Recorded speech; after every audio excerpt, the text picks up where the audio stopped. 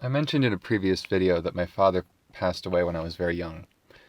But one of my clearest memories of him is watching the movie E.T.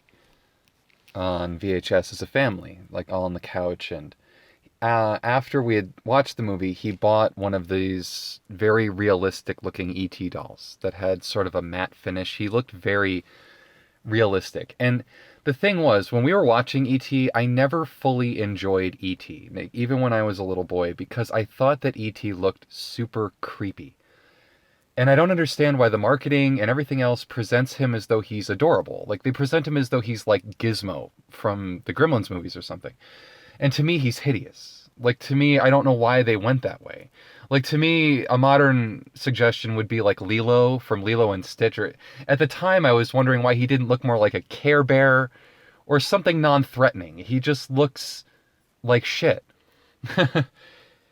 And my mom tells me that when I was very, very young, I must have been like 4 or 5 years old, that she brought me into a bookstore and I freaked out because Whitley Strieber's Communion was like turned out, and it was like a bestseller. It was all over the store, and it had that really creepy gray alien face right on the cover with the big almond eyes and like the gray skin and the little mouth.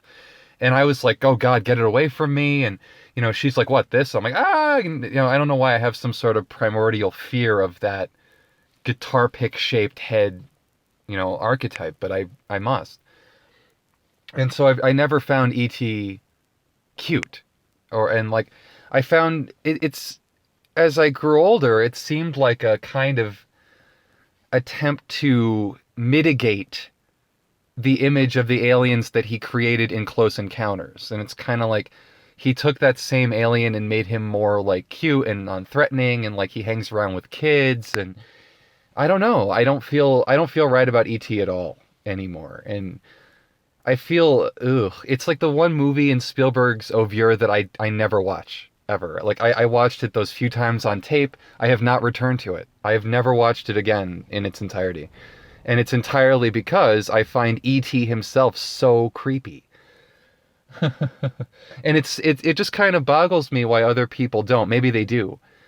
But especially those pictures of like Michael Jackson where he's like looming over his shoulder. Oh God, those creep me out. Those give me the willies so bad. I'm much more of an X-Files interpretation of the gray alien. Do you remember the gray alien from Fight the Future, any X-Files fans? That's my conception of a gray alien. Like, the one that slashes the guy's face in the underground testing facility.